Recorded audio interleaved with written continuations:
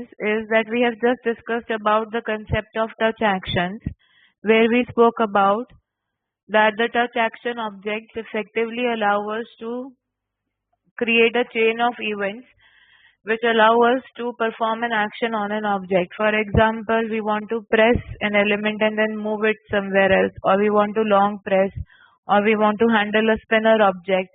So for all of this, there is a touch action class available in APM. So I've shared this link with you. I want you guys to go through this link, and I've shared two APKs with you on your Skype ID, which we will be using to see the demo of these situations. So are you done reading the link and downloading those two APKs?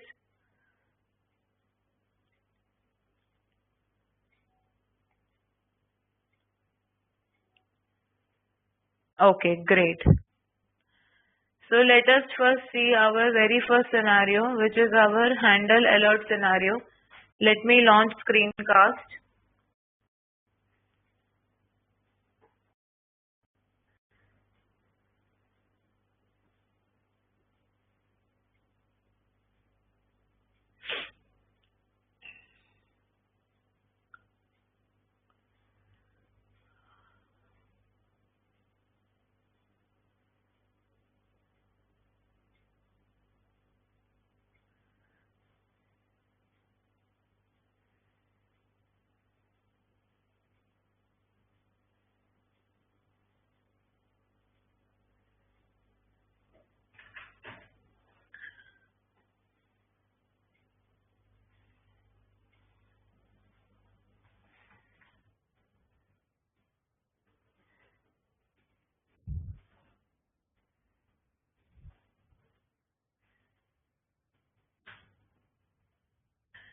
Okay, great. So our first APK is Android APK.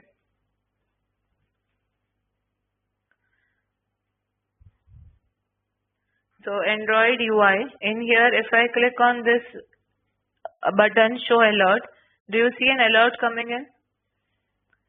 And I can press yes to exit. Okay. So I pressed yes and it exited. Are you able to see it? Okay. So let us have a look at this. So what we will be doing is we again import unit test. Sorry, we import from APM import WebDriver. We create our desired capabilities object. In here in the app, we provide the path to the Android UI APK and the package name and the activity name which we would want it to be launched when it launches the APK. Then we start with our APM server. We have fetched the credential, that is that it is recognized by its resource ID property, the value being button alert. We click on alert and then we find the element which has got the yes button property and we click on it.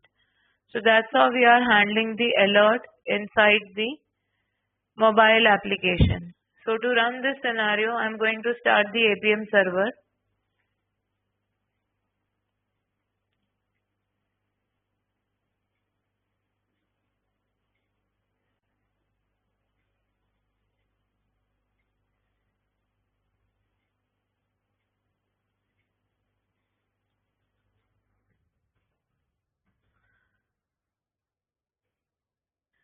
I'm going to start my script.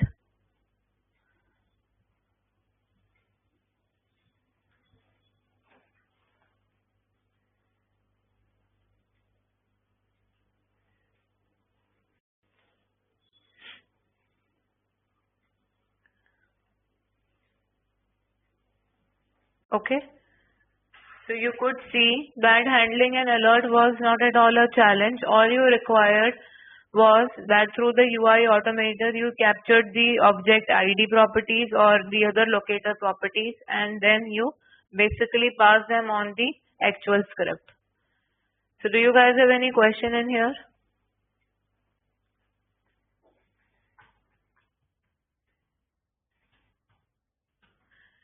If you have a question, please ask. No questions?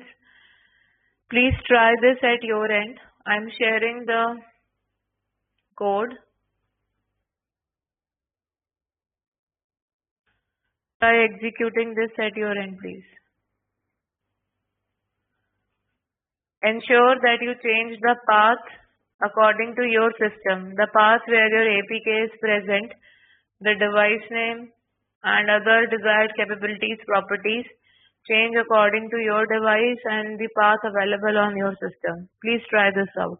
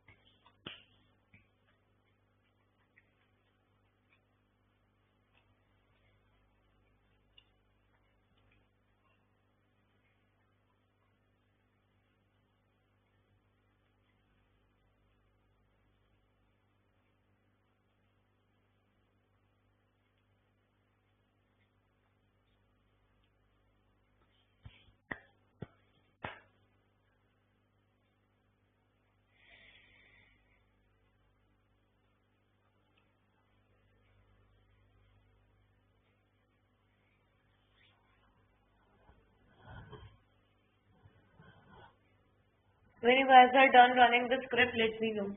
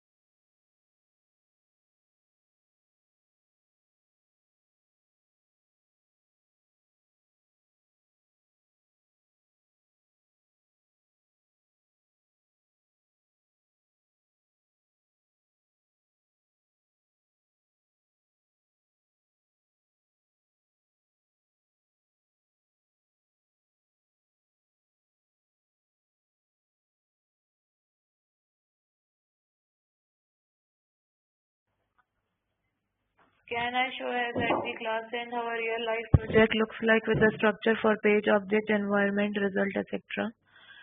Uh,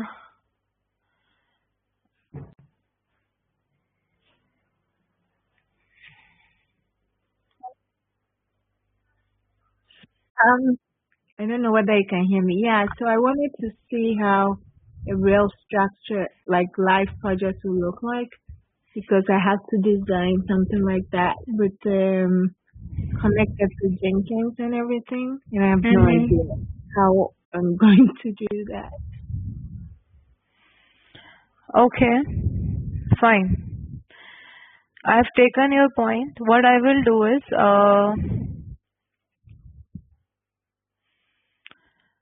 what we were doing in this class was, Marian, that we were handling about, or we were understanding APM as a tool. That was our objective, okay? And how it will be working with Android. The question which you have asked me goes towards more of a framework kind of a project, okay? A framework kind of a role where you design or you talk about, I think we spoke about how do we fetch data from databases and Excel sheets and CSV. We discussed that when we were talking about Python. Hello? Yes. Okay. So the data part you already know. Now regarding the object part, where we talk about page objects, or we talk about how the project structure has to be designed, that comes under the discussion of framework, which generally is a part of the Selenium course. Okay. But what I will do is, either I will prepare a video if we are unable to fix up a meeting between all three of us, or I will try to take a live session where we are able to discuss about the points that you have mentioned. Okay. And meanwhile, I'll just give you a few links to read, which you can start reading so that you get an idea, and we will definitely talk about it. Okay. Okay. Thank you. Yep. No problem. So are you guys done? Samir, are you also done?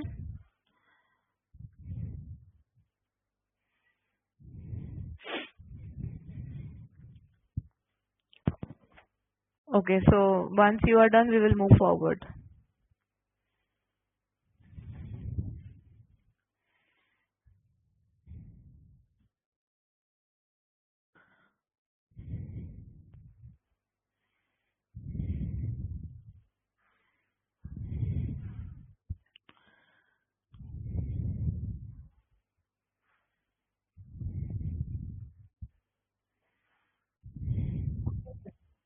I started your class that you have for Selenium on Udemy. That's how I found you. And so, Yeah, you told me that, Marian. uh-huh. So, but I didn't finish it because I felt like it wasn't in the scope of what I do. Uh-huh. But, you know, it's possible to have like an extra assistance as I do the work. I don't know. At least for No, the I first won't couple be, years. if you want extra assistance, I will provide that. But nevertheless, what you have asked me, I will cover it anyways. So that would be an extra session for us. But I will Oh, just do it for you guys. That's okay with me. I'll do it. But here are these two links which I'm sharing. And my only request is, before I start this session, I want you guys to go through these links. okay. And again, we would be keeping this session on a weekday. So if we are so you would have to, so we will decide together what time we can sit and work on it. For that, I will drop you guys a mail, or will try to connect with you through Skype for it. Okay. Okay. But my only Thank you. requirement is that I want you guys to go through these two links before we meet, so that you have a little bit of idea what I'm going to talk about, or how I'm going to do it. Okay. Okay. Okay. Thank you. No problem.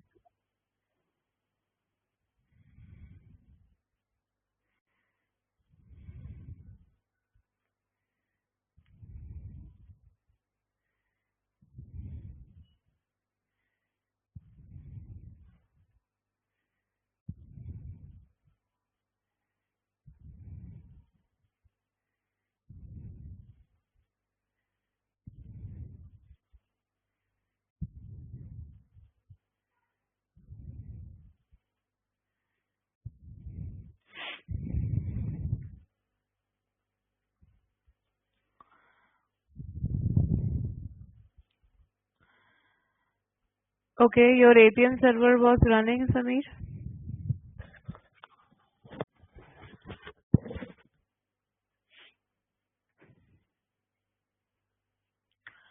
Okay, this doesn't looks like to me an error which cannot be fixed. So again, I would leave it to you. If you're unable to fix it, reach back to me. We will fix it together.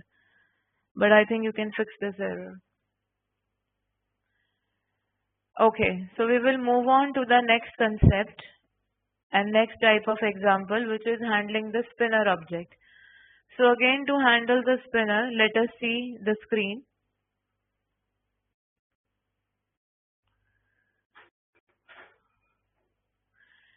So here,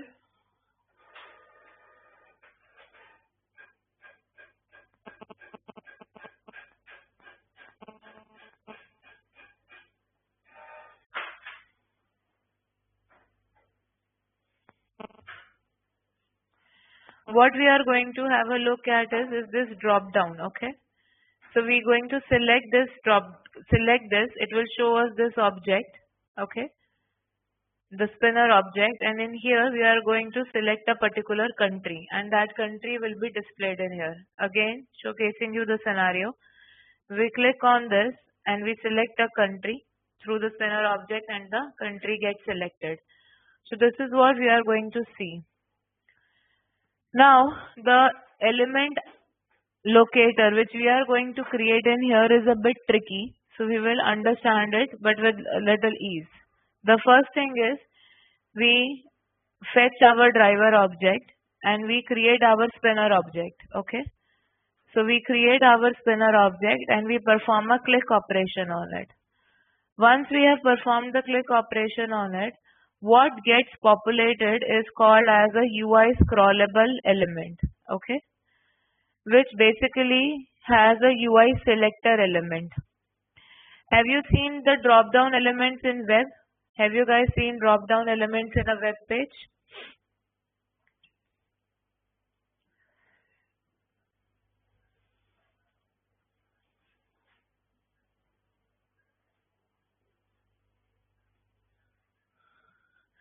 Do you know that behind that drop down element there is an HTML tag called as the select tag?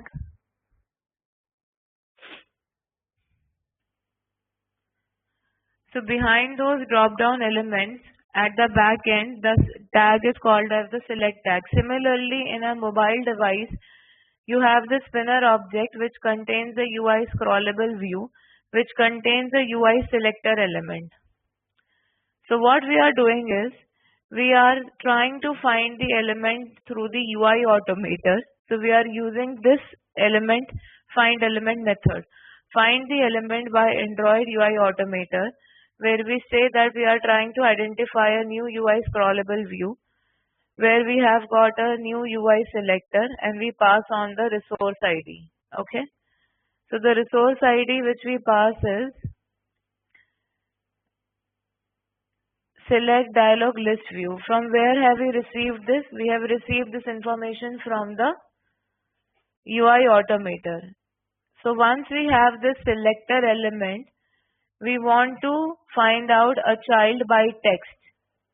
To find out the child by text, we pass again the selector element with the resource ID text1 and we pass the text as Italy.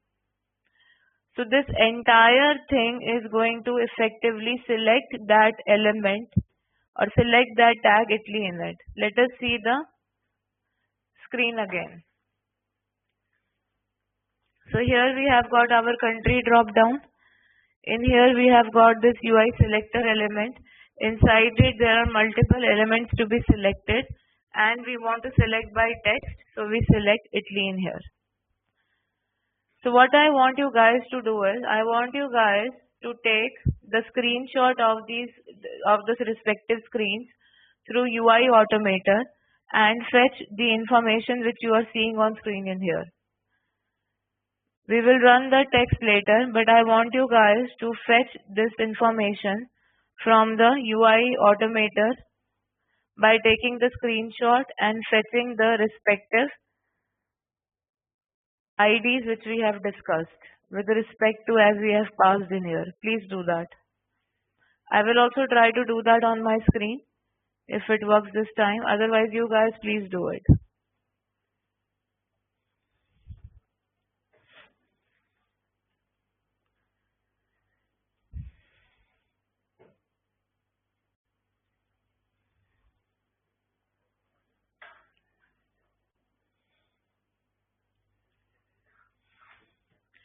So great, it works now. Do you see this spinner object? Inside the spinner object there is this text view. Are you all able to see?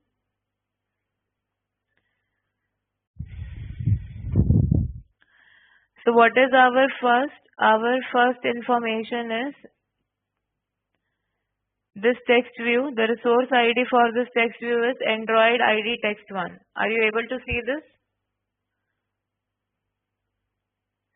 So inside the spinner object, the resource ID available is Android ID text1. We are all on the same page? Okay. Now let us capture another screenshot where I have clicked on the element. Now this. So in here, you can see these are all checked text views. Whether you select United States or you select France or you select Italy, the resource ID available with them is also Android ID text1. The index is changing, as you guys can see. The index value is changing and also the text associated with this is changing, right? It shows Italy. This will show index ID as 3 but text as France. So that information is changing. So again, this entire thing is a list view which contains these checked text views. Cool? We are all on the same page in here.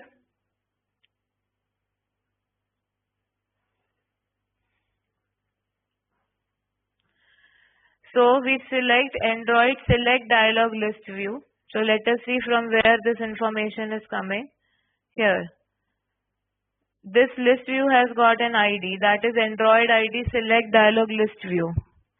Inside it, we want to select a child which has got an ID, Android ID text1 and the text as Italy.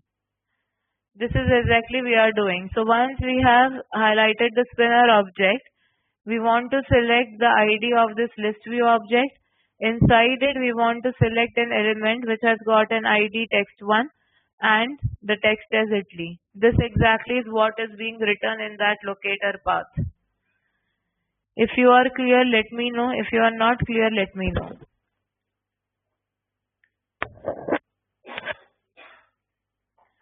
How did we fetch the spinner object? That is clear, Marian?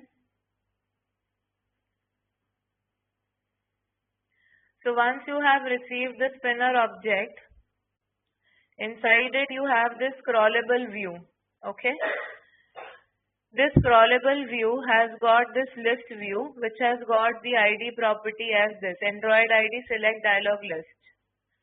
The select dialog list view has got lot of child elements. So one of the child element we want to fetch and we want to fetch by text is by passing the text as Italy and the resource ID as text1.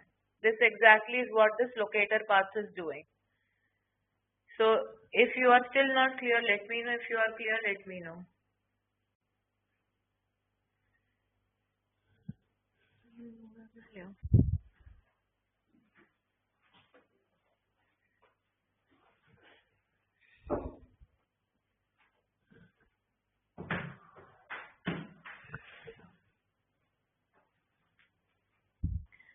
Clear?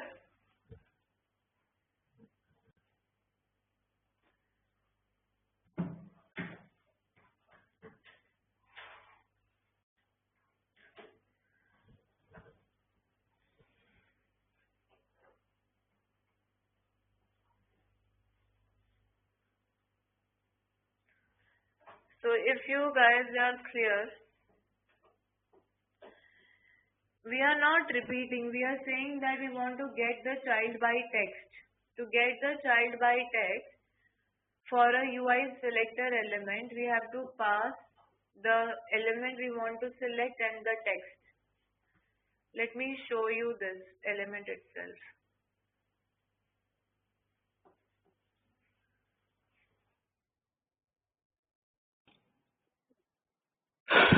So it's just a bit confusing the way you have it as the new UI scrollable and then into brackets. By scrollable element. So let me share the link and then we will have a look at it.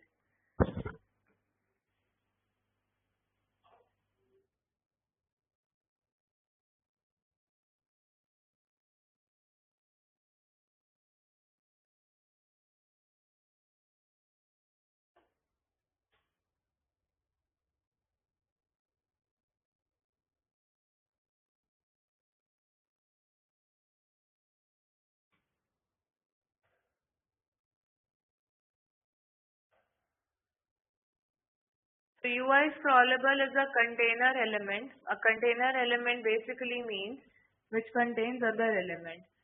The other element it contains is also a container element, okay? So these are all the elements available to us in the Android scenario.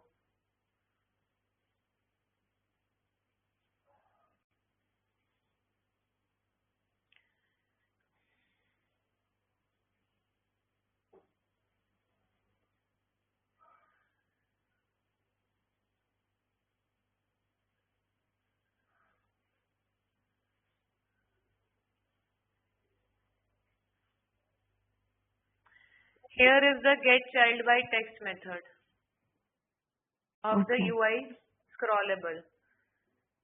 Okay. So UI scrollable get child by text method takes the UI selector element and the text. Okay. So that's the way the method behaves, the method which is associated with the UI scrollable. Mm. Am I making sense? Are you able to understand? Yeah, slowly. Why do you have the new UI selected there before?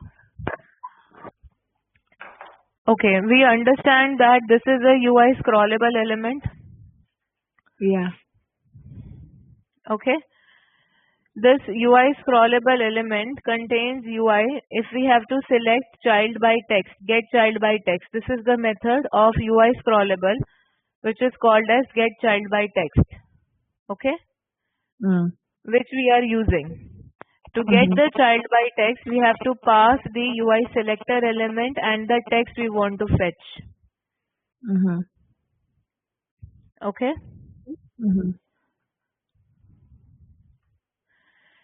UI selector element.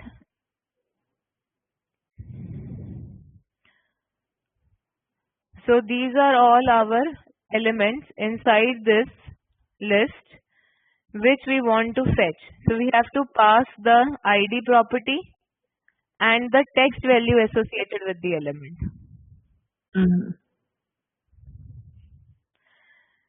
So create a new UI scrollable element. Inside the new UI scrollable element, fetch the UI selector element which is the list view. Okay. Once you have created an object of this, get the child by text where you pass again the UI selector element, resource ID and the text you want to fetch. So basically you want to fetch a UI selector element which is recognized by an ID property and a text property. I think what I was confused, I think what I was confused about was the fact that you know how like normal path you would just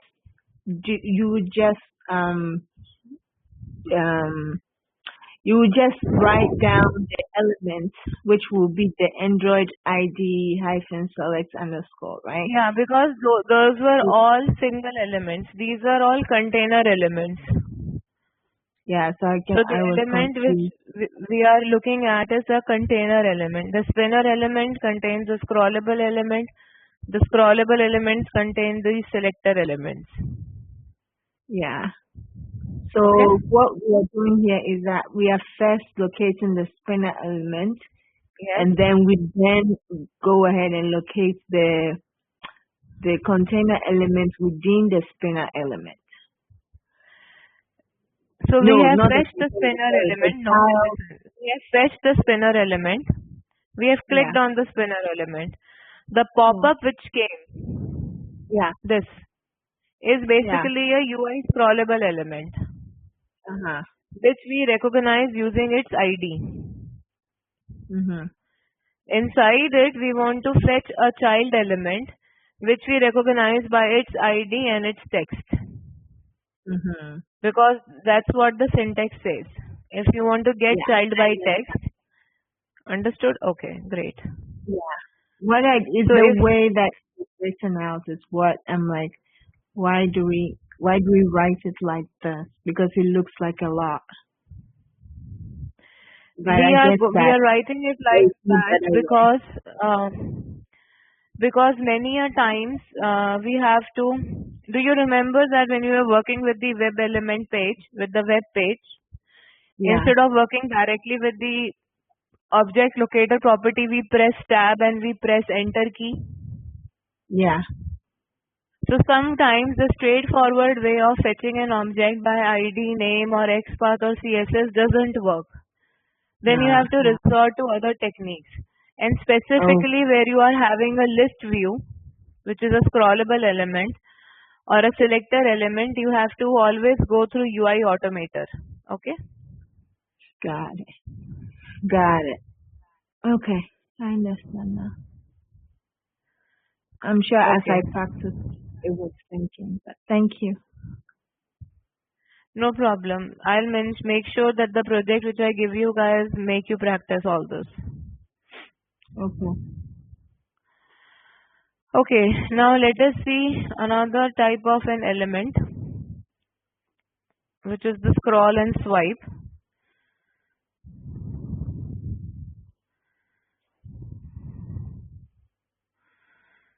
So, one second, that APK, maybe I have not test app.apk.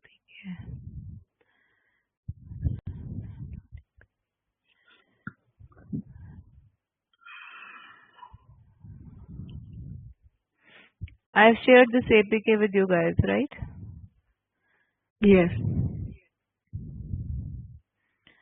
Let me just run it to understand where this APK is on my machine.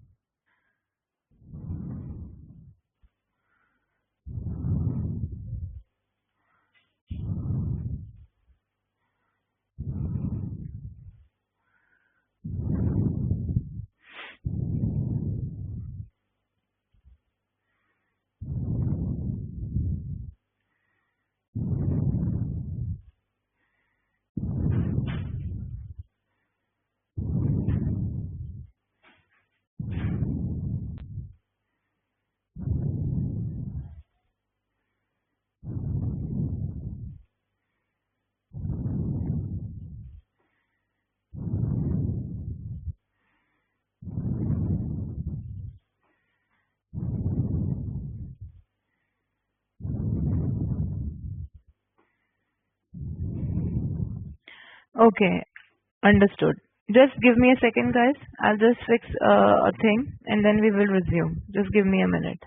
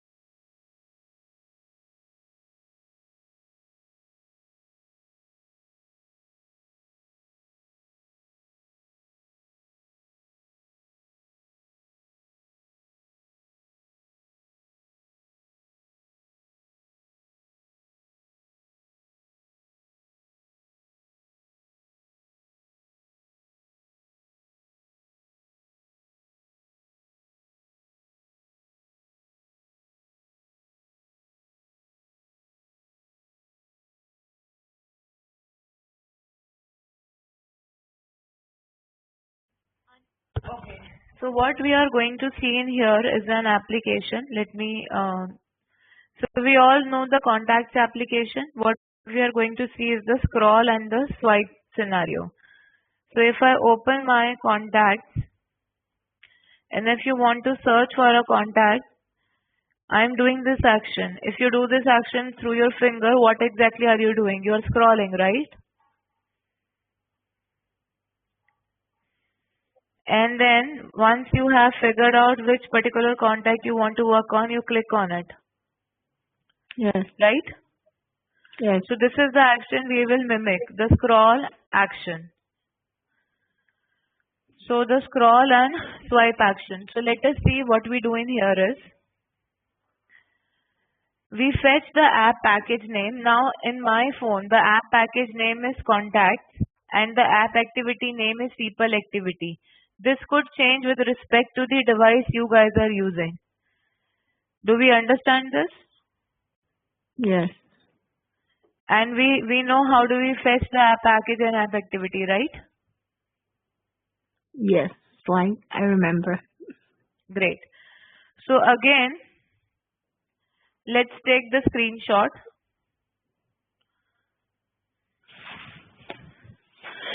So this is my screen which I want to capture the screenshot of.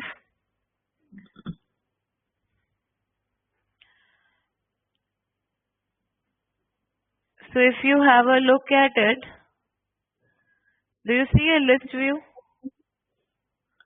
It's a list which has got, so each of these elements are all view elements inside this list. So let us highlight one list. This is the contact batch. This is the text view. The text is ABC. Similarly here, the text is name of a person. Okay. These are all inside this list view. So these are all child elements of this list view. So we do this. We create the ID. We say get child by text. We use the class name and we pass on the name of the contact which we want to use. Okay. So again, since it is a list view, we use the UI scrollable and UI selector element.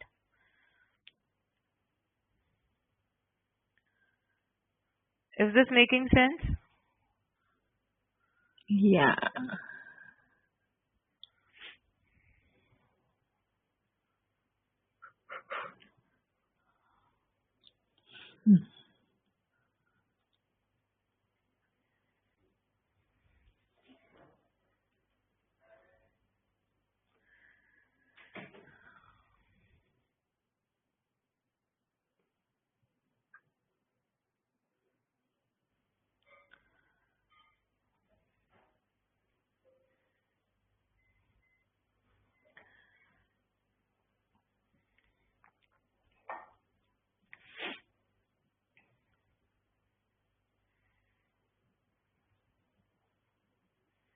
Okay. Mm. So it's a plain simple script which performs this action. Okay. Yeah, you guys have questions? Please feel free to ask me. Didn't look like it was a swipe. It looked like it was a click after the swipe. The reason being that I selected an element which was pretty much above. Let me select the name which comes after a long time.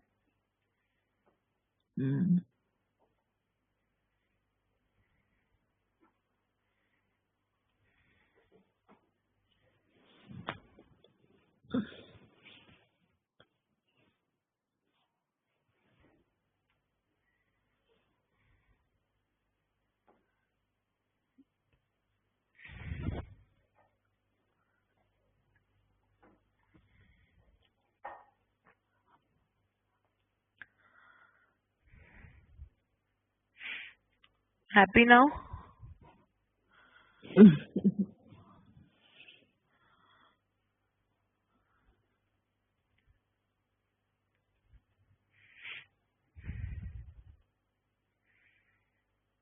Okay?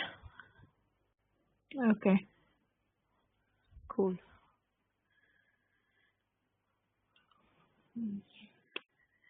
Yeah, so questions.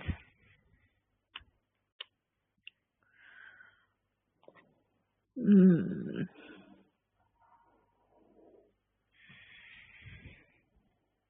Why do we always have the remote WebDriver there? And repeat the Because design. you remember the JSON wire protocol we discussed? In our start of our session, we spoke about how APM is actually working. Yeah. So we understood that we are creating our client, which uses the JSON wire protocol to communicate with the APM server. So WebDriver.remote is basically invoking and establishing the connection with the APM server, which is hosted on the local host with the port 4723. And we established the connection using the desired capabilities object. Mm. That's why. God. Can you please go back to handle spinner again? A bit loudly, please, Samir. Can you go back to the previous I'm script? not able to hear you. Can you go back to the previous script, please? That is handle spinner. Yeah. So we have to take the screenshot and keep in the UI automate for this particular script, right? Because you are creating an object of a new UI scrollable. Yeah, so you have to basically capture the ID property or whichever locator property you have available, using which you will be recognizing the selector element. So it's basically reading from the screenshot which I have taken, or it just goes and do it by itself if I don't even take the screenshot. We took the screenshot to fetch the ID. But when the Otherwise, how will you know what is the ID? okay, so if I take the screenshot and I get the ID, I find out the ID, I put it here in the script, Right. and if I delete the screenshot, still the script will run, right? Definitely, because that UI automated screenshot is for our own usage. It Okay, has got nothing to do with the APM script. okay, thank you. Okay. So, fair enough. So we are kind of done with all the ways in which Android for APM will work. And now as Marian asked, some other queries which you have, which are pretty much genuine, though not the part of the course, but anyways, I will be talking about them, which come under the concept of framework. Okay. So how do you actually design your project? So for that, there are these two links. What is page object model and what is framework in Selenium, which I want you guys to read. Okay. And then we will decide on a day where I will showcase you these concepts and I will showcase your project creation. But before that, there is also a project which I would request you guys to do, which will basically test the following. I'm listing down the things it is going to test. It is going to test data handling. It is going to test the APM concepts, and it is going to test the unit test concept we have learned. Okay. So the project which I'm going to give you guys will require you to do all of this. So are you guys game for it? Ready or not? So when you are able to do all of this, the certification will be provided, okay? And I think you should aim for it. Now, nevertheless, when we talk about the concept of frameworks in which page object model also comes in, let us say I ask you guys to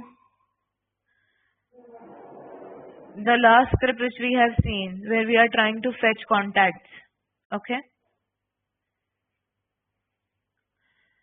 let us take out this scenario.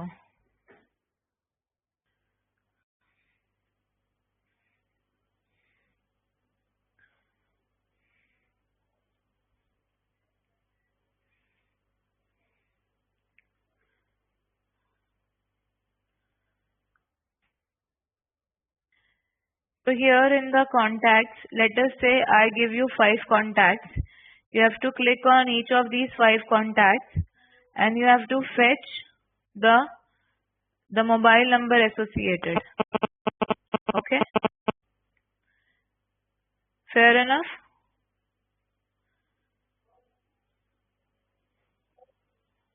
Hello? Yeah. So let us say we take this assignment where you have to where you have to open the contacts. You have to read 5 contacts and you have to fetch the phone number associated with each of these contacts. How will you do it?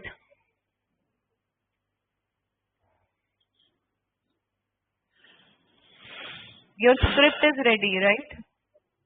Yeah, I'll edit the... Which part is parameterized? The name of the contact? Yeah. So instead of passing hardcode value Pallavi in here, you will be passing the data which you are going to pick up from the Excel file or a CSV file or a database. And then you will be creating another file where you are mentioning the name followed by the mobile number. Right?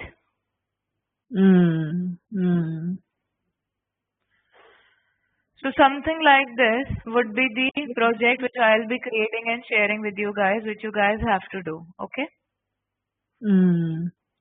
Okay. So if you open a media file, that's good. Yes. So we have already learned file handling, data handling in Python, right? And this is a Python script. So all we need to do is we need to add it. Yes. Okay, now I will briefly introduce you to the concept of page object model. Right now, let me open this. These IDs are hard-coded, right? Yes. These object information are hard-coded in this script. We agree? Yes. Imagine that the screen which we are automating in a mobile application is a screen which is common across the mobile application. So the reason POM is not a part of APM is because mobile applications are generally very small. So the overhead of introducing POM might not be advisable or might cause more overhead, but nevertheless, since you asked, the whole purpose of POM is that we fetch the object information, store it in a different file, and we pass the reference of it. So let us say this button is frequently used in 10 other scripts, and the button changes. So you have to update 10 or the reference gets already updated. That's exactly what page object model is all about. Oh, we lost you just that second ago. The reason page object model generally is not a part of mobile application discussion is because we have very small mobile applications, unlike a web page. But nevertheless, let us take this example. Let us say we have an application which has got a button. Okay? The application has 10 flows to be automated. The button appears in all 10 flows. Am I making sense to you guys? Yes. The button obviously has locator information. Yes. You have created 10 scripts. Okay? If the button locator information changes, how many scripts will you have to update? 10. But if I had implemented page object model concept, only one file where locator information is available, will be need to change. The rest 10 will take updated information. Mm-hmm. Okay? Yes. That is the advantage of POM, or that is generally the advantage of introducing framework. Okay? Mm-hmm.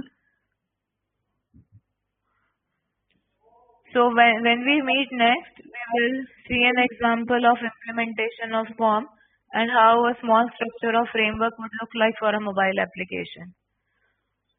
Okay. Yeah, and then also, could you show us how we can connect it to like a Jenkins or something? I will share the links with you. That is for up to you to self-read it and figure out. That's not the part of this. Generally, people who work with Jenkins are the people who come from DevOps background, who will do the CI/CD integration. Mm. So for that, I can share links with you, and then you can see how it will work for your own project. Okay. Okay. So, I have one question. So I can Yes, create, Samir. I can create a CD pipeline, but the thing is, suppose there are 10 scripts in we have automated, say, 10 scripts for one app, and I want to run together as one command line. Is there any way we can run this Python scripts from the command line?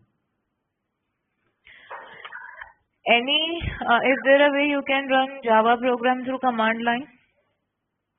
Yeah, we can, if we have the class file. Then the answer for Python is also yes, we can. All the programs, all the exercises which we create can all get executed through command line because Python is an executable file. So on your screen or on your CMD, you will say Python followed by the name of the file.py and it will run. So you can create a batch file with these commands and you can integrate it with your Jenkins.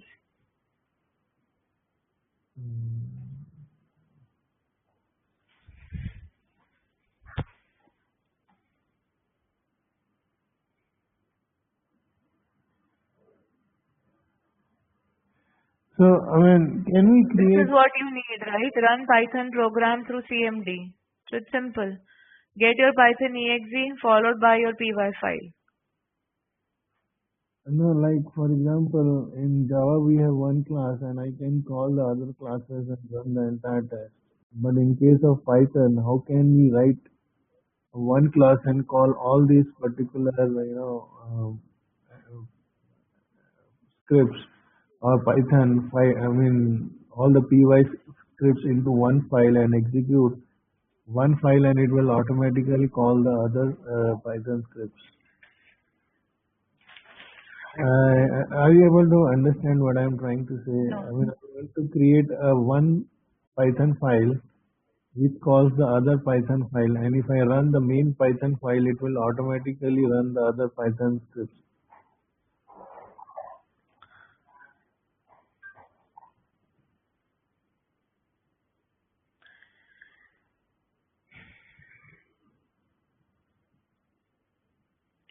I'll give you a very naive example of it, and this is not the right or this is not neither wrong, but to give you an idea, you have to think like a programmer, not like a tester.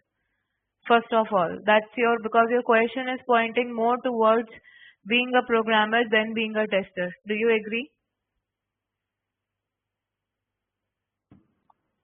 What I'm trying to understand No, is, first of all, tell me, do you agree that it is more of a programming question than a testing question?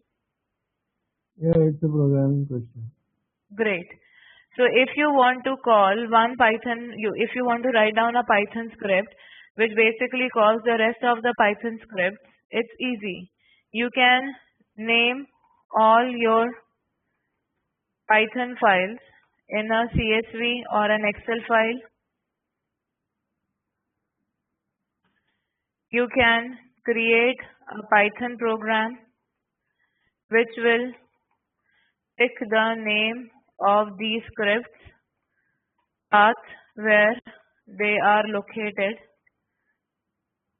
and run a bash command to execute the files with the Python executable.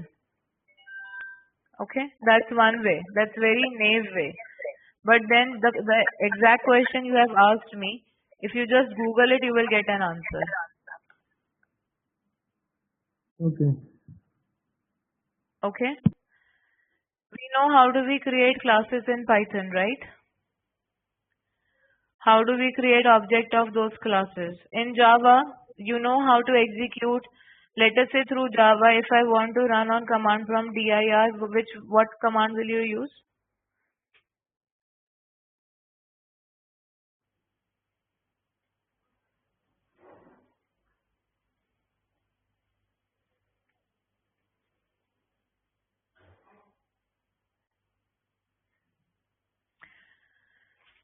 How would you run other Java files from one Java file in Java? By creating the object of those classes.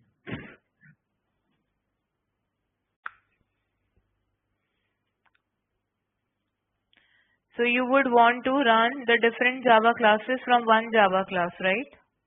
Right. So what stops you doing the same in Python?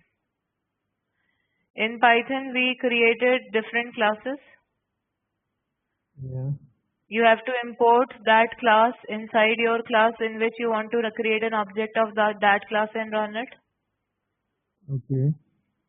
So you can run it. It's the same way you will do in Java and the same way you will do in Python, only your syntax is changing. Okay. Right?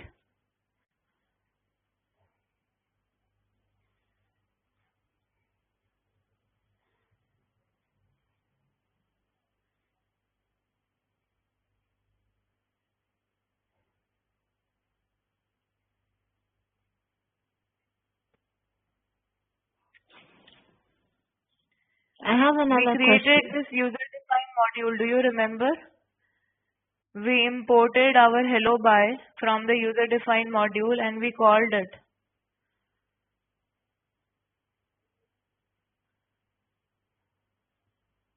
We created a user-defined module and you then called the functions of your user-defined module in another class. We did it on day 4 of our Python. So that's exactly how will you do it. Don't forget Python because we have learned APM. We have covered all of these questions and we learned Python. It's just that seeing it in a complete format, I think will help because Sorry. I want to see it in a one complete project. Because it's segmented, it's not easy to capture or remember. But if we see it in like one project with all it applies, I know it will help me a lot just to see it all in one place, like one example live project.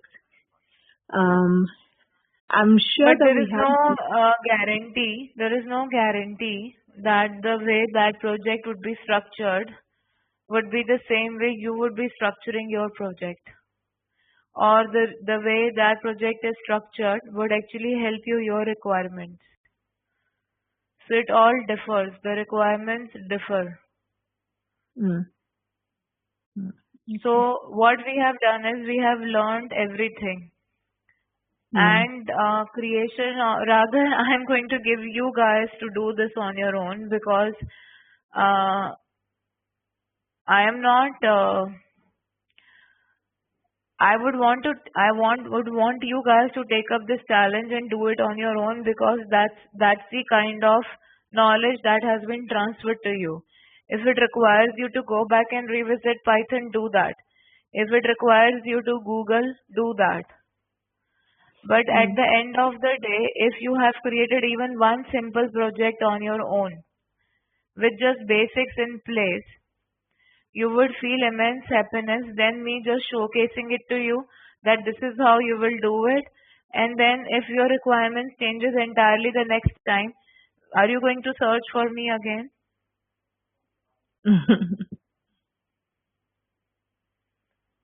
No, right? You will not do Yeah. it. So now we are going to talk about frameworks and the concept of POM only after you guys will share this project with me, in which I will ensure that the kind of questions you have asked me now would be handled and you will have to do it on your own. And once you guys showcase it to me, we will release your certification and we will take that extra session. Okay. I have one more question. Could you also Go show ahead. us, like, do we have tags? I know like in Cucumber, for instance, it has those tags you can put for like running a sub number of test cases, or indicating which code is a test code. In Python, the BDD aspect of Python is called as behave. So you have BDD in Python that's called as behave, where you can do what you are just telling me. You can tag your feature files and you can run only those feature files or your sub-scenarios which you would like to run.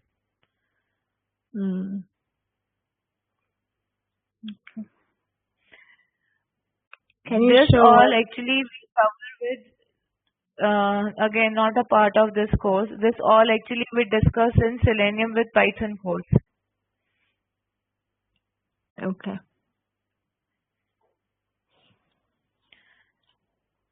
So Samir wants to join the Selenium with Python course, but only the Selenium part of it. If you are interested to just join us for those sessions where we discuss behave or the other aspects, then let me know. I will share the details with you. Okay. Yeah. You can share the details with me. Okay, I'll do that.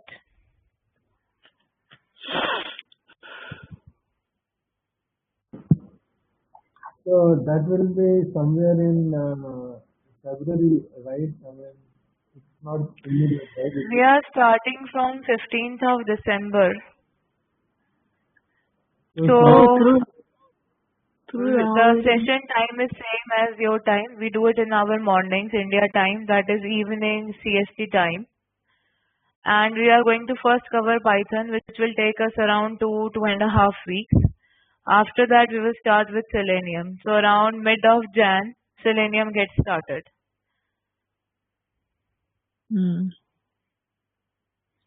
Okay.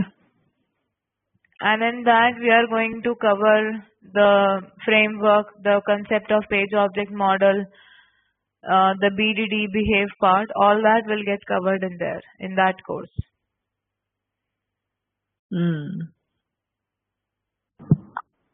So it's on the weekdays or weekends? No, it's a weekend, Saturday, Sunday course. Morning time, 8:30 to 10:30. It starts from 15th. So by January 1st or second week, we will be finishing Python, considering we will have 1 or 2 holidays because of Christmas and New Year. And then we will be moving on to Python. So, sorry, Selenium. So from second week of Jan, we will start with Selenium.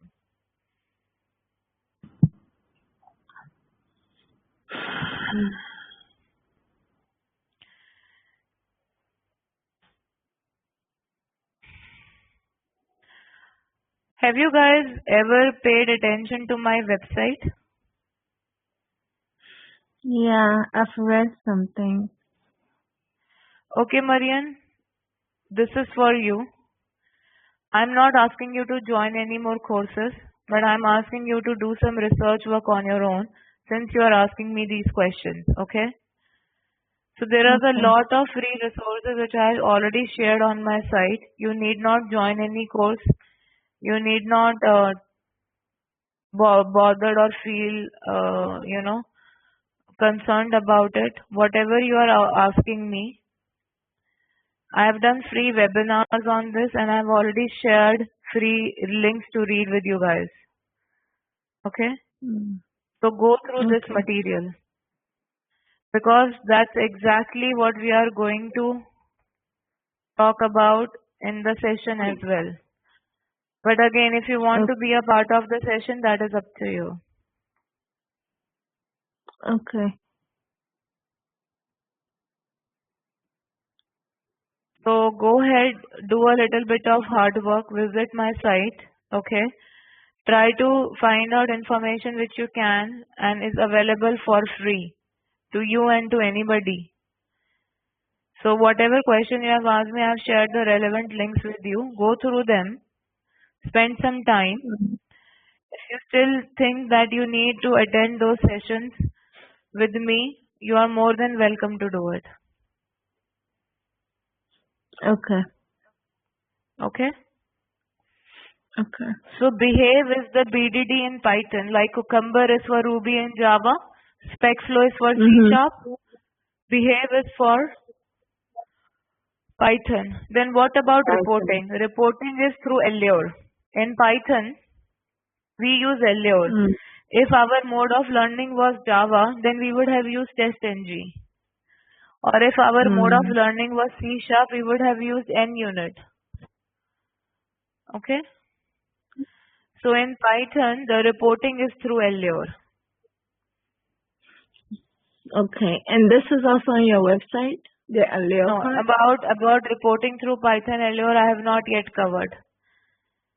Okay. Generally the Behave itself provides good reports, but there is somebody else who has covered. Let me find out this person name. 1 second. Just give me a second.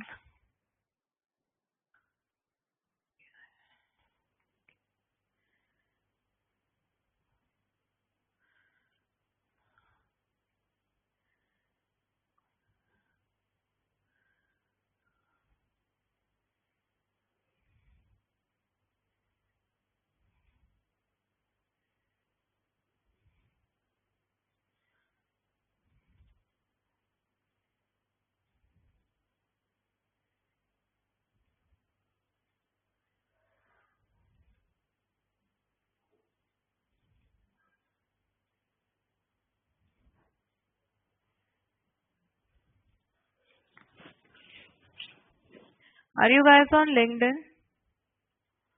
Yes. Then connect with me. Connect with this guy. This person does a lot of free information sharing. Mm. I am not sure, somehow he has not been very active lately.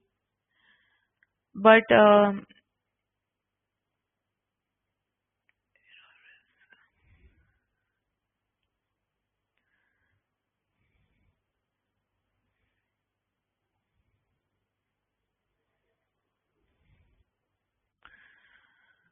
okay, nevertheless,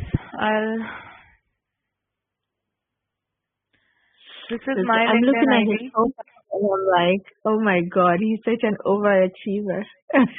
Yes, he is. And the best part is this guy shares lot of free information, but somehow, we uh, we kind of want a little cooked things, which is fine. I am not saying that you should not. But then if this helps, then you need not join my session, is what I'm trying to tell you. Okay.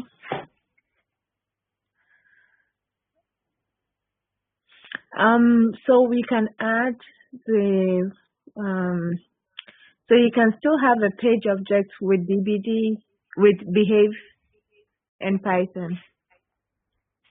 Sorry, say that again. So you can have in a framework you can have behave and the page object in a framework. Yes, we can have Behave and POM in one framework, but generally when you are implementing Behave, that itself is a framework.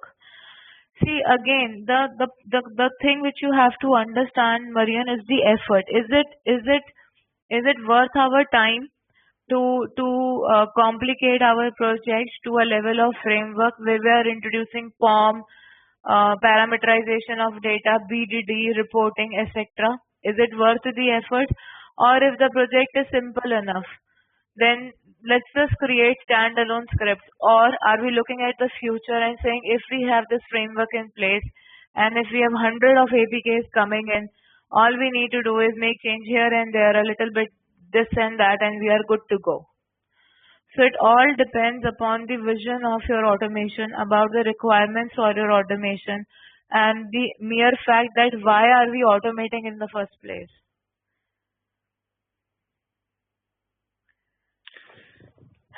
So I have like a bunch of APKs, but that are going to be retired. But then there's this one main APK that is complicated. It's almost like a UI, but it just has a lot of features and a lot of functionalities.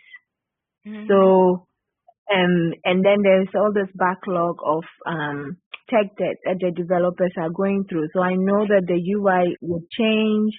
I know that things will change.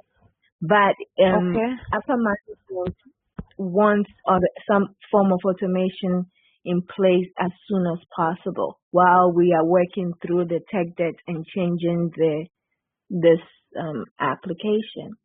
So I wanted something that is scalable, something that I can start with now, but I know that as the UI change, it will not require me redoing too much work.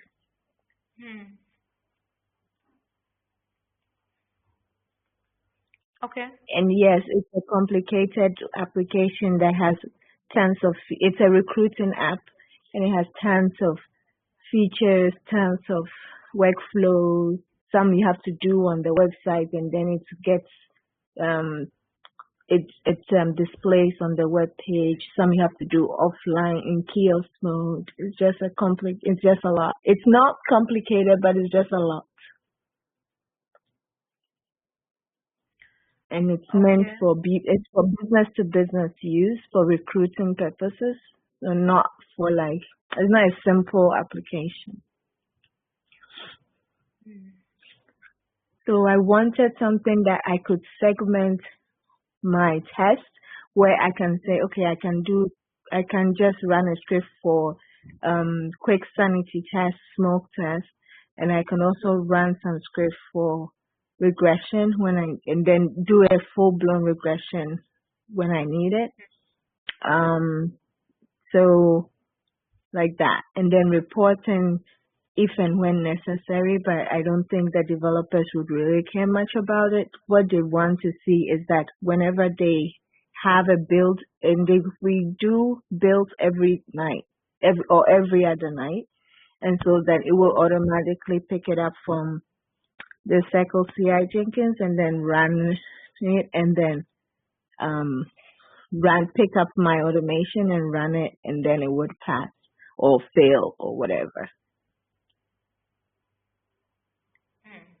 So that's the whole thing that I'm looking to do. So yeah, it's not something that it's a 2-day thing. It's something that is going to build as I go, but I just wanted a framework that I know that, okay, I can show, and then I know that I can say, okay, I'm building on this, and this is the vision of where I want to go, but this is just a simple layout of how it's going to look like.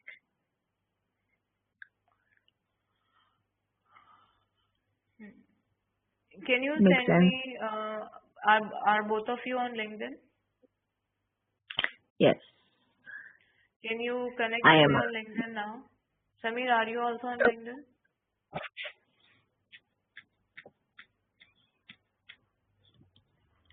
Hello? Samir drop off. He appears to me online. Anyways, can you send me the LinkedIn request? Yeah, Let me find you. Pallavi, I am already connected with you on LinkedIn. Okay. Okay. I think I should be. Let me find you. Let me see. Pallavi.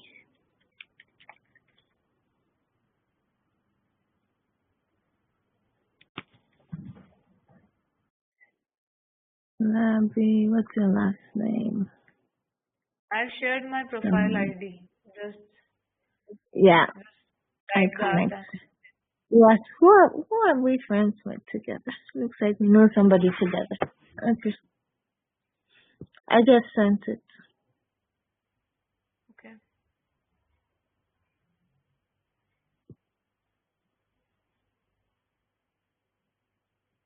I don't know who is first. No.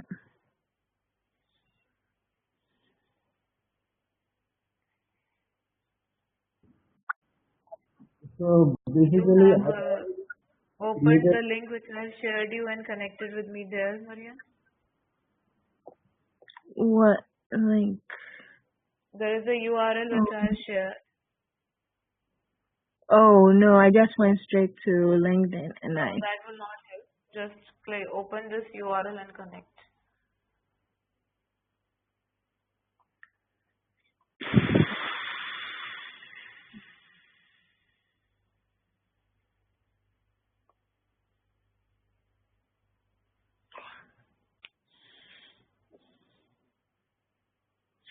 Yeah, I've connected. It's waiting on you.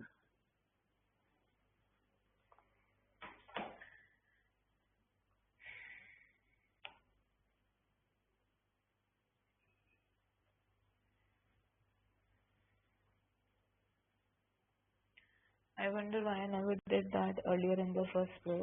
Maybe pregnancy hormones were clouding my mind. Anyways, Marian, Yeah. can you not taking too much time right now because your requirements are very specific. So what I will do is I will give you a call, okay? And Okay. we will try to find out a way to solve your concerns. Fine? Okay.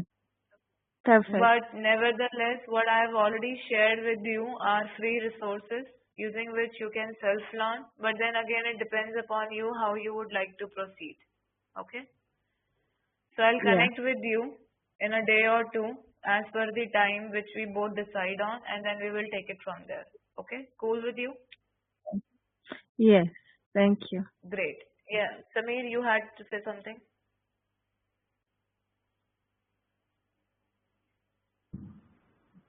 Basically, what I was telling is I created a framework, Mm-hmm. not specific to Python. It was for C# and Selenium. So probably I can reuse my stuff. Mm-hmm. So You that's what. created a framework then? I mean, I was working in a project which is when I worked in Selenium with C# with 3 years. So I developed the entire end-to-end framework basically, and including the JavaScript engine also, and we use Fitness.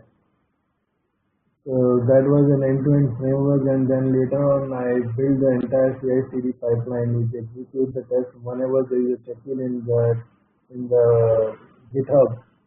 It picks up the build, deploy it, and execute end-to-end test and publish the report and send the email. Oh, cool. So Can you show me what? I mean, I am not sure. No, I don't think so. Samir will be able to showcase it to you. That is his. If he has signed an NDA with his organization, he cannot do it. Are you aware of this tool called as Opkey? Has anyone seen it ever? Yeah. I am one of the creators of this tool for which I also hold provisional patent. Okay. So Oh, though nice. I no longer am associated with this organization, but for last 7 years, like from a long, long time ago, when I was with this organization, this was what I used to do. So I've created a lot of frameworks and I have solved a lot of technical problems using different requirements which people come up with using different programming languages, different nitty-gritties. But then again, the question comes down to a very simple point, that is, what is your requirement and what is that you want to see? Because again, either we complicate automation or we simplify things and move forward. C, we might even not need automation. So again, Marian, the kind of requirements you have, we will have to discuss it one-to-one, which I will do. And then you tell me which path you would like to follow and we will take it up from there. Okay? Okay, sounds good. Cool. There are a Alright. few websites which I want you guys to start following for your own self-learning. This is one website. I'm assuming you guys are already following 5 Elements Learning. Mm-hmm. Yes. So I personally find these websites and these people very much genuine. Kushan, I have already shared his details with you. I don't think so he has a website yet, but this is where I follow him. Yeah, I sent him a request, LinkedIn request. That's okay. And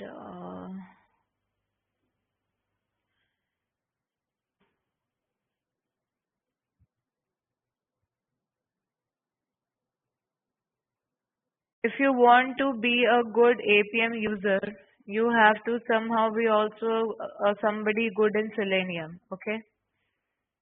Because they are like sisters and Selenium is the elder sister. Sorry to break your assumption if you had any. Selenium is the elder sister of APM. So somehow if you are good in Selenium, you are good in APM. If you are good in APM, you are very good in Selenium. So you guys should know about these people and these things, because this is where your life and your career belongs to. These are the people you should follow and these are the links you should read. Okay.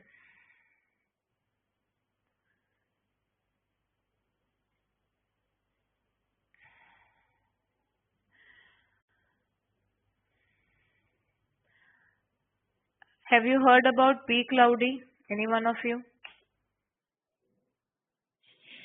No.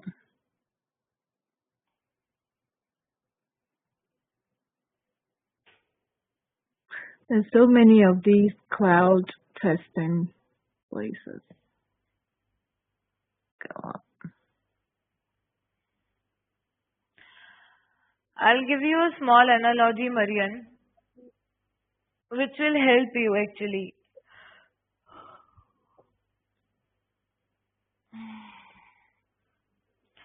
Do you have this app Zomato there where you stay? Or do you have an app which gives you an example of dining places in and around? Yeah, it's like GitHub, or we have something called GitHub that you can order food and stuff. We have something called Yelp Okay, let's say that shows you Yelp. reviews and So, restaurants and okay, everything. let's talk about Yelp. So the people who designed Yelp had few requirements, right? That somebody would want to dine out on a Friday evening. So what they do is they showcase you a set of restaurants in the area of your choice and the type of food you want to eat. Agreed? Yeah. So you filter out or you provide them in the search criteria and it pops out few set of solutions for you. Mhm. In the same manner, you are going to provide filter criteria or search criteria for your automation needs, and either Google or I are going to pop out the way these are the solutions which way you would want to go. There are already frameworks available out there in the market which will solve most of your problems. Either you can go and use that, or if no, you rather would cook at home, you would want to go to a website which tells you the recipes and you would rather dine in at home with your friends, then we can do that also. I am just giving you an analogy, okay, to help you understand the way which is forward.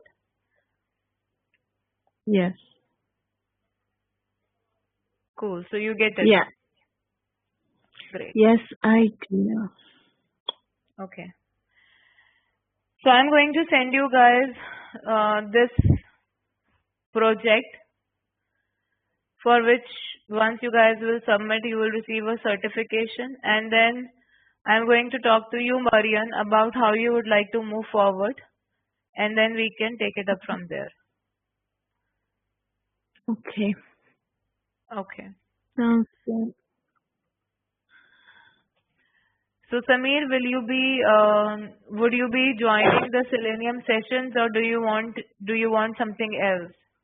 Or you have some other requirements for which I need to talk to you, or you are contented? Yeah, I mean, just send me the invite.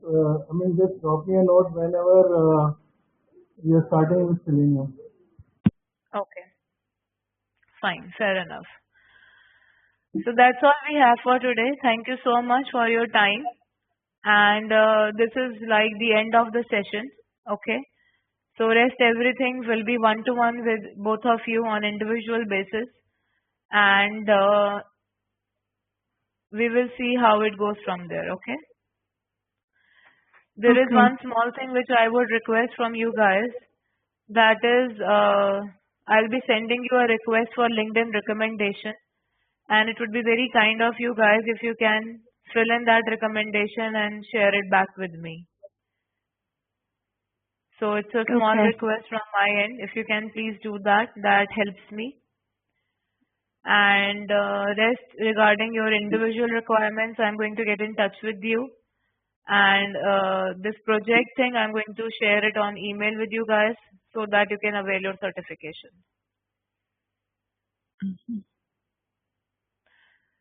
So before you share on LinkedIn, is there any feedback, anything which you guys would want to tell me about how I could improve, or what else you would have liked to be a part of this course, etc.? You can please feel free to let me know now. I'm just noting down the things. So that would help me prepare and plan the future courses better.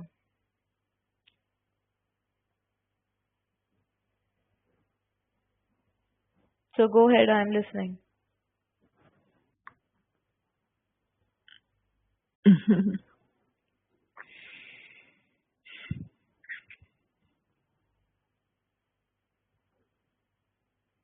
No. I don't know what to. But I think that for me, my main concerns, I already kind of, they came in the form of my questions that I wanted to see, like a whole framework, and you told me that it's not in the scope, right? So it was, and then you are willing to work with me on it. So that's it. And then also, again, when we're doing the Python part, it was also, I think all my feedbacks were immediately addressed. Like when I mentioned that it was a bit fast, you slowed down and worked with me. And then also when sometimes it was unfortunate that sometimes the connections were poor, but you still tried to work with us to bring in like time for us to meet again, you know. So I think that you take feedback, you feedback well, and you are dedicated to your craft. Like you want to not just teach us something, but you want to make sure that we understand it and we can go on our own and implement what we studied. So I guess I can Maria, feedback with you. Just keep doing what you are doing. Yeah. thanks, and please do write that, okay? That really helps. Okay. Okay, thank you so much. I You're feel welcome. humbled enough to accept that appreciation. Thank you. I have a feedback for you. Yeah. You need to, you know it, but then you are somehow a little hesitant to work through it. But if somebody challenges you, you are able to overcome it. So that's great. So allow yourself to be challenged. That's the only feedback I have for you. Okay. You are actually Yeah. very sound technically, and Oh, that's great. really? Thank you. Yeah. You just need Thank you. somebody to challenge. When you're surrounded with You know a that lot of smart you people. work on Mac, which is one of the most difficult operating systems. You're working on a bash kind of an environment, okay? Yeah. That requires courage in itself. All you need Mm-hmm. is somebody to challenge you a bit so that you overcome it. That's all. And I will ensure if you're associated with me that I challenge you enough so that you no longer need somebody challenging you. No, thank you. I would really appreciate that. Thank you so much. Yeah. Okay. Thanks. Yeah, Samir, all yours to hear from your end. Uh, Actually, I was looking more from the mobile test automation side. I think we have to cover a little bit more. Mm-hmm. Selenium is there. I'm fine with that, but I'm looking more from the mobile application side. I was Can thinking. you name some topics which you would like to see more of it? I mean, I want to cover most of the, you know, I mean, how to handle more controls in mobile devices using uh, Python Selenium. I mean, I Mm-hmm. want to get to the more all over the controls because there might be drop downs, there might be checkboxes, there might be radio buttons, and we might have spent more time on that because this is what I mean, I was aiming to do in the mobile automation side of it because I can manage Python, I can manage Selenium, but the specific elements which are related to mobile applications, I'm not still very confident on it. I don't know how much they differ from the normal web elements like drop-down grids, web tables, and how they differ in the mobile side of it.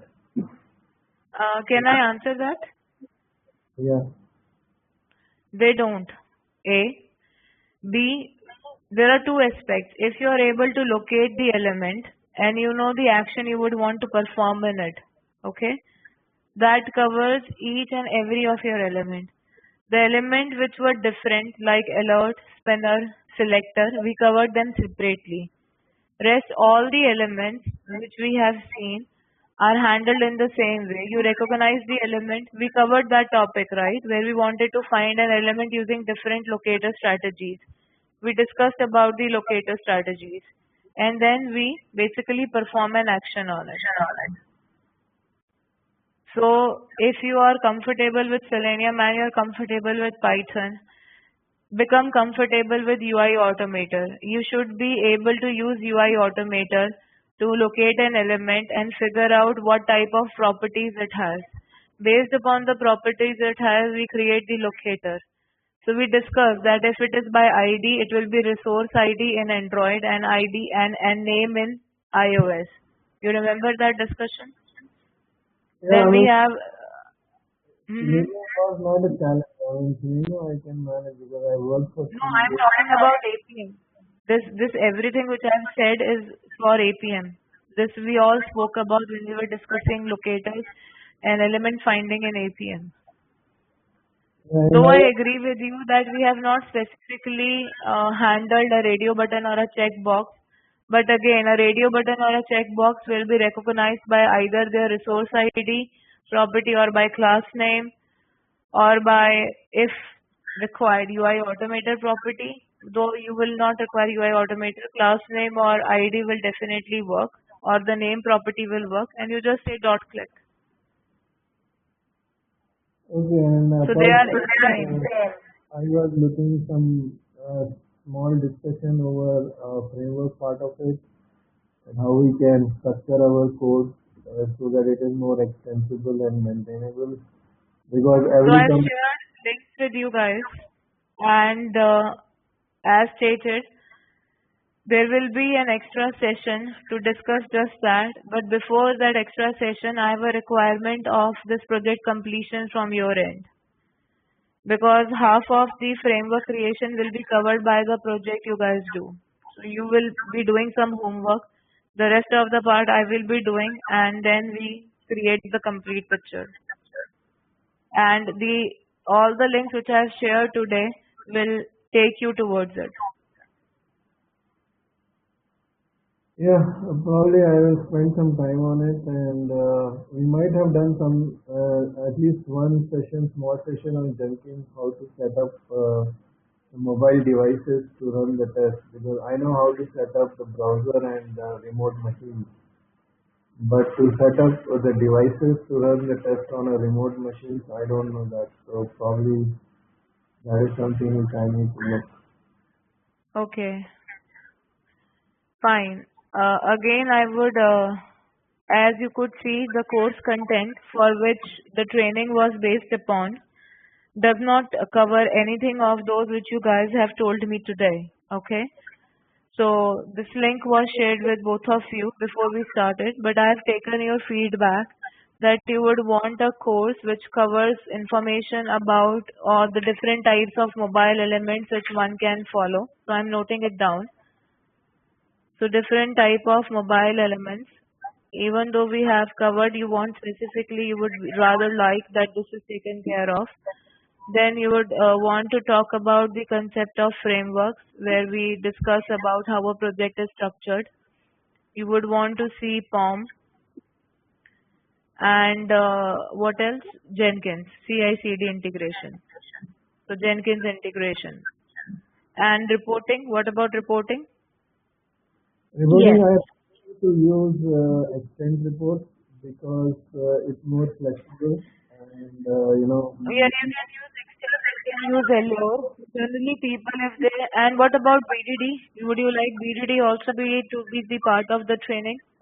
I mean it should be Yes. because the thing is in the coming years these technologies are more shifting towards left. So we want early development. So like I'm right now going through AI also. I mean I'm trying to implement the AI in automation framework, which allow us to do a rapid development of test execution and identifying the elements. So down the line, I believe that these tools will have to integrate with the AI part as well. That is artificial intelligence. So that is also Yeah, a but, requirement. but Samir, that's kind of like further down for super advanced. She's just trying to get ideas for what Again, should do now. no more advanced. It's coming. It's coming. It's on the way. All the companies have already started the implementation of AI. Okay, We okay, have to do it okay. now.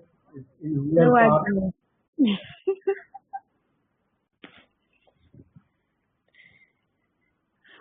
Yeah, so that's my perspective. I mean, I may be wrong, I may be right, I doesn't know, but there is a tremendous shift in the paradigm which is going to happen. So I am preparing myself for that. So it all depends on everything.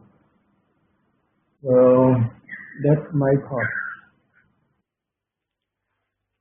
Fair enough. I hear you. So I am again listing handling different type of mobile application, framework, POM, Jenkins integration, reporting, and BDD.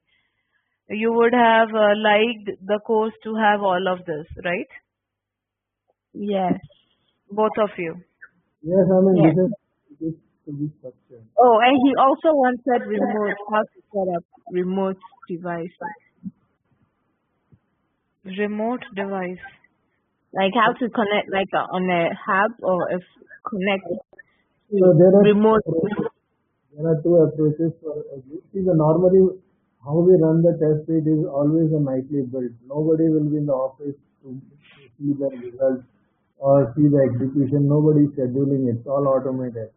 So once at the end of the day, when the development completes, everybody checking their code, and around 7:30 or 8 p.m. in the night, there is a nightly build execution which triggers the test, and which runs throughout the night, and then in the morning it generates a report, and everybody once reaches to the office, they all have the reports. How many tests are passed, how many failed, what is the reason of failure. That Yeah. analysis happens. So either you can run the test on your own infrastructure, or you can run your test on the cloud, or you can go run your test on a third party like Perfecto Mobiles or like C Cloudy, where they have devices. But in case of UI automation, we don't need too many devices. But in case of mobile, we need different devices with different configurations and different APIs set up on it. I mean, Okay, I which have is another question for you. What all you have just stated, okay, we all were aware of it because we all come from automation background. So you are not telling anything new. With all of this, how much are you guys willing to pay? If a course contains all this which you have stated, what should be the fee of that course? I would want an honest answer from both of you. You know what you guys have paid, okay? This course was quoted on $150. How much would you be willing to pay for a course if it contains all of this? so What do you Palani, think the course would be? what I'm I just can asking you because you guys are consumers, you guys are clients. So no I'm no just let asking you to get an idea, like what should be the course fee in that case? If the course covers all of this, should it be still just $150, or if will you be willing to pay higher if the course contains all of these information, or you I will mean not like it? let me answer, Pali. Let me answer. So let's have two courses. One is called as Two courses. Okay. basic, and one is the Basic advanced. APM with Android, okay. And one is the advanced level, wherever whatever the topics which we have discussed, we can cover there. Those who are comfortable with basics and they doesn't want Mm-hmm. they want to go for advanced level, so they will take the Mm-hmm. advanced level course. Now, if Mm-hmm. somebody wants basic and advanced both, so let him first cover the basics. And if he wants to Mm-hmm. take advanced, he can take advanced, or he feels that he can do by his own, then it's up to him. So in case if I feel that I don't need basic, I need advanced, so I will register in the advanced course. Marian, what about you if all of this was packaged and shared as one course with you, how much would you be willing to pay? I like the idea of breaking it up in two courses. And for Okay. the first one would be whatever we are charging now, and then the second one I'm willing to pay higher for it. So the Like second how one, high? I mean, the second one, depending on how much the content of it is and how much I've examples listed notes down I the would do. contents. So when we just were discussing, we listed down the content. So how high would you go? Would you be willing to pay again, let's say $200 for the advanced course or $250? Yeah, I think the $250 is quite reasonable for such a packed course. I mean, because then you know that anybody coming in there is really serious about it. They are looking for, a higher level or in deeper level of understanding. So I think that anything between 200, 250. I mean, I'm definitely even willing to pay 300 for a course like that. Okay, understood. And it is Yeah, not possible. what you have said is right because that's how the courses are rated then. Yes, Samir, your question? I Your mean, statement? not possible to cover the entire thing. I mean, like basic and advanced in one stretch, because it will be three, That's not 4 what I months. said. Now, if it That's is not what I split, said. I said they're separate. Because it's not possible, because this course itself took a very long. I mean, I was I didn't say, oh, Sami, I never said that it should be one. no.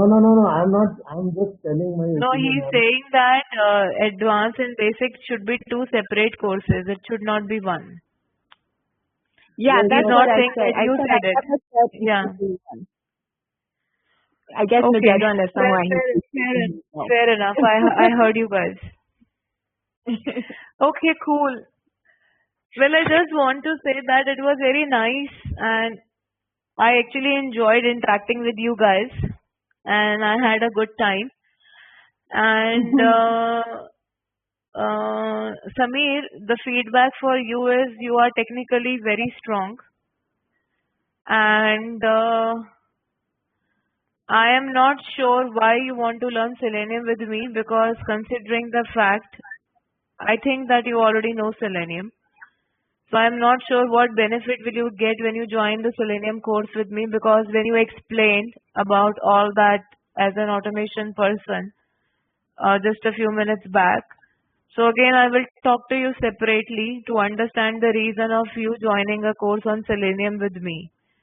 Because I I can. find you technically, let me just finish. I find you technically strong and only one feedback I have for you is why don't you start a blog? If you have time, there is so much you already know, and there are so many people out there whom you can help, and you have helped Marian once or twice. I would rather want you to start your own blog or your own followers and let them know that, you know, I know I'm an expert and I know things and you will learn a lot if you connect and network with people who are blogging about it and you yourself can do it as and when you get time, depending upon your schedule, which though I'm not aware of. But that's just a suggestion for you. So maybe you can, once in 1 or 2 years, think about it. Yeah, the I think reason it's a I'm good idea. taking the course is because I will be in a flow. If you ask me to do myself, and I start myself, and then what happens? Something comes, and I will get derailed, and then I will never visit it. So there are so many things I do. So once I, Maybe a little bit of focus is required. yeah, I mean, I, Have you both connected with each other on LinkedIn? No. Why don't you guys do I that? mean, what? It would really help you. So you guys can find you can find Marian or Samir through my LinkedIn profile now. Or if you want, why don't you share your LinkedIn ID so that you guys can connect with each other? What I have learned in my career that having connections is always helpful. So why don't you guys connect with each other on LinkedIn? That would really help you guys because you are both traveled in the same boat for quite some time now. so this is I the mean, reason this is it. So you to can attend your add course. me. I will be in a flow. So if you cover a topic, so once the session ends, I will spend time and finish it off. So it always in my to-do list. But if I do my own, I'll always, get lost in some other thing, and then I will never revisit. That Understood, is the Samir. Valid point. I take that. So would you like to connect to Marian on LinkedIn? If you would like, please do. I think it would really help you guys to be in touch with each other.